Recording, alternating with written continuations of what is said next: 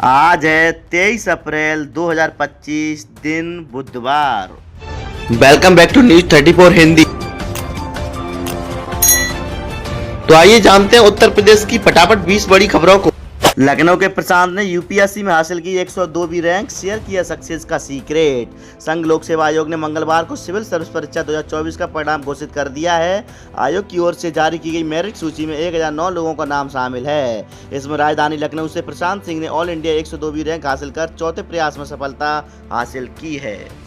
UP में पूरब से पश्चिम तक हीट वेव की चेतावनी, गर्म हवाओं संग लू चलने का अलर्ट है जारी।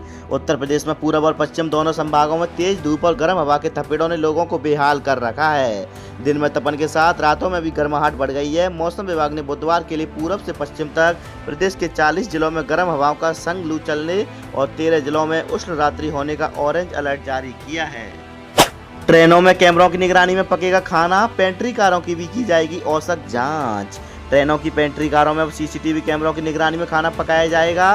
पेंट्री कारों की औचक जांच भी होगी। रेलवे प्रशासन ने इसके निर्देश जारी किए हैं। साथ ही कहा है कि पैकेट फूड की भी गहन जांच पड़ताल की जाए ताकि यात्रियों को कोई परेशानी ना हो।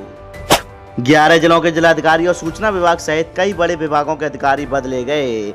यूपी में सोमवार रात 33 आईएएस अफसरों के तबादले कर दिए गए हैं। 11 जिलों के जिलाधिकारी बदले गए हैं। वहीं कई महत्वपूर्ण विभागों के भी अधिकारियों की तैनाती में फेरबदल किया गया है। लंबे समय तक सूचना निदेशक के पद पर रहे आईएएस शिशिर का तबादला कर उन्हें विशेष सचिव सूक्ष्म लघु एवं मध्यम उद्यम तथा न्याय प्रोत्साहन विभाग, उत्तर प्रदेश शासन एवं मुख्य कार्यपालक अधिकारी खादी एवं ग्रामोद्योग बोर्ड की जिम्मेदारी दी गई है।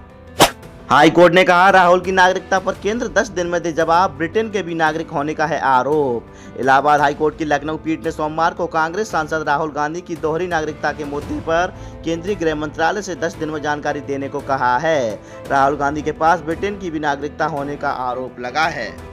ग्रीनफील्ड एक्सप्रेसवे के निर्माण को रोकने के लिए धरना, एसडीएम के आश्वासन पर माने ग्रामीण। दोबहर थाना क्षेत्र अंतर्गत कुछ खास गांवों के बीचों बीच निर्माणाधीन ग्रीनफील्ड एक्सप्रेस के निर्माण कार्य को रोकने के लिए नाराज ग्रामीण मंगलवार को तीसरे दिन भी धरना दिया। सूचना पर पहुंचे एसडीएम सदर आंतरे मिश्रा ने समस्याओं का निदान करने का आश्वासन देकर धरना समाप्त कराया। सेवानिवृत्त कर्मचारियों ने प्रदर्शन कर रखी पुरानी पेंशन की मांग, 5 सूत्रीय मांग का है ज्ञापन। सेवानिवृत्त कर्मचारियों पेंशनर्स एसोसिएशन ने मंगलवार को कलेक्ट्रेट परिसर में धरना दिया। 5 सूत्री मांगों के समर्थन में नारेबाजी करते हुए डीएम को ज्ञापन सौंपा। पेंशन नियमों में किए जा रहे बदलावों को लेकर नाराजगी जताई। 5 माइक्रोलीटर सैंपल लेकर फूड क्वालिटी बताएगी 3D सेंसर डिवाइस, 2 साल में किया गया है तैयार। आईआईटी बीएचयू को फूड और ड्रग टेस्टिंग के लिए एक सेंसर डिवाइस का पेटेंट मिला है। बायोकेमिस्ट्री इंजीनियरिंग विभाग के वैज्ञानिकों की एक टीम ने इस 2 साल में 3D टाइटमेलिक नैनो ड्राइडेट बेस्ड इलेक्ट्रोमैकेनिकल सेंसर डिवाइस किया गया है, जो दवा, दूध, अन्य खाने पीने के सामान में मिले अति सूक्ष्म तत्वों का सटीकता के साथ पता लगाकर पूरी रिपोर्ट दे सकता है। ये सेंसर 5 से 10 माइक्रोलीटर सैंपल ही लेता है और पूरी डिटेल कंप्यूटर स्क्रीन पर दिखा देगा। आरओबी निर्माण के लिए भैंसा रेलवे क्रॉसिंग पर सड़क से आना जाना बंद, बड़ी परेशानी। पूर्वोत्तर रेलवे के निगतपुर कछुआ रोड स्टेशन के बीच कछुआ रोड यार्ड स्थित भैंसा रेलवे क्रॉसिंग संख्या 20 पर रोड ओवरब्रिज का निर्माण चल रहा है। सोमवार को रेलवे ओवरब्रिज निर्माण के चलते सड़क यातायात बंद कर दिया गया। निर्माण कार्य पूरा होने तक इस क्रॉसिंग से वाहनों की आवाजाही नहीं होगी। ऐसे में राहगीर और क्षेत्रीय लोगों को कछुआ कटका के बीच 9 किलोमीटर की अतिरिक्त दूरी तय कर क्रॉसिंग संख्या 22 से आवाजाही करनी होगी। दाखिले के लिए कल से भरे जाएंगे जी एडवांस के आवेदन पत्र, शेड्यूल जारी, जान लें ये अपडेट। देश के प्रमुख इंजीनियरिंग संस्थान यानी 23 आईआईटी में दाखिले के लिए बुधवार से ऑनलाइन आवेदन पत्र भरे जाएंगे। सत्र 2025-26 के लिए जेईई एडवांस 2025 के आयोजक संस्थान आईआईटी कानपुर ने सोमवार को शेड्यूल जारी कर दिया है। गोरखपुर लखनऊ प्रयागराज जंक्शन के बीच वंदे भारत 6 दिन निरस्त, जानिए क्यों। यार्ड रिमॉडलिंग कार्य के चलते लिए गए मेगा ब्लॉक की वजह से अब वंदे भारत और गोरखधाम एक्सप्रेस समेत अन्य महत्वपूर्ण ट्रेनों का संचालन भी प्रभावित हो जाएगा। गोरखपुर से दिल्ली होते हुए बठिंडा तक प्रतिदिन चलने वाली गोरखधाम एक्सप्रेस 26 अप्रैल से 3 दिनों तक निरस्त रहेगी। 3 महीनों में 10 से अधिक रूटों पर दौड़ेंगी 50 ई बसें। यूपीएसआरटीसी ने आरजी मोबिलिटी से किया एमओयू। उत्तर प्रदेश राज्य सड़क परिवहन निगम ने 42 सीटर 50 ई बसें चलाने के लिए आरजी मोबिलिटी कंपनी से एमओयू किया है। जल्द लखनऊ प्रयागराज समेत कई रूटों पर रोडवेज की इलेक्ट्रिक बसें दौड़ती नजर आएंगी। ई बसों का संचालन विकास नगर स्थित सिग्नेचर ग्रीन बस अड्डे से होगा। पीएम मोदी की सुरक्षा के लिए एसपीजी कमांडो ने संभाली सुरक्षा व्यवस्था। प्रधानमंत्री नरेंद्र मोदी आगामी 24 अप्रैल को कानपुर आ रहे हैं। उनकी सुरक्षा व्यवस्था को चाक चौबंद करने के लिए एसपीजी ने कमांडो की टीम रविवार को ही कानपुर पहुंच गई है। सोमवार को एसपीजी के आईजी उमेश चंद दत्ता भी कानपुर पहुंचे और चकेरी एयरपोर्ट सीएसए में हो रहे मंच निर्माण की तैयारी और मेट्रो में जाकर निरीक्षण किया। जिलाधिकारी ने दिए आदेश, 23 अप्रैल को बंद रहेंगे इस जिले में शहरी क्षेत्रों के सभी स्कूल। अमेरिकी उपराष्ट्रपति के आगमन को लेकर जिला प्रशासन तैयारियों में जुटा है। वहीं उपराष्ट्रपति के आगमन के दौरान यातायात बंद होने के चलते स्कूलों की छुट्टी कर दी गई है।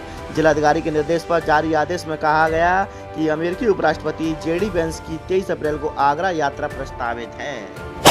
ताजमहल 23 अप्रैल को बंद रहेगा। अमेरिकी उपराष्ट्रपति जेम्स डेविड वेंस 23 अप्रैल को ताजमहल देखने आएंगे। अमेरिकी उपराष्ट्रपति जेम्स डेविड वेंस 23 अप्रैल को ताजमहल देखने आ रहे हैं। इसके चलते उनके भ्रमण होने तक पर्यटकों के लिए ताजमहल बंद रहेगा।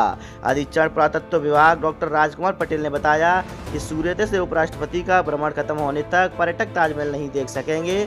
इस दौरान टिकट काउंटर भी बंद रहेगा। आवेदन का झंझट ना जांच की टेंशन, 60 की उम्र पार करते ही शुरू हो जाएगी वृद्धावस्था पेंशन। वृद्धावस्था पेंशन के लिए पात्रों को भटकना नहीं पड़ेगा। आवेदन का झंझट होगा ना दस्तावेज मुहैया कराने पड़ेंगे। जांच की भी टेंशन नहीं होगी। 60 साल से अधिक उम्र वालों को स्वतः पेंशन मिलेगी। यह सब होगा फैमिली आईडी जन सुविधा केंद्र और डाटा से। डाटा के आधार पर ही पात्रों का चयन हो जाएगा। अधूरी तैयारी के बीच विश्वविद्यालय की सम सेमेस्टर परीक्षाएं शुरू, प्रवेश पत्र तक नहीं मिले। आधी अधूरी तैयारियों के बीच सोमवार को डॉक्टर भीमराव अंबेडकर विश्वविद्यालय की सम सेमेस्टर परीक्षाएं शुरू हुई।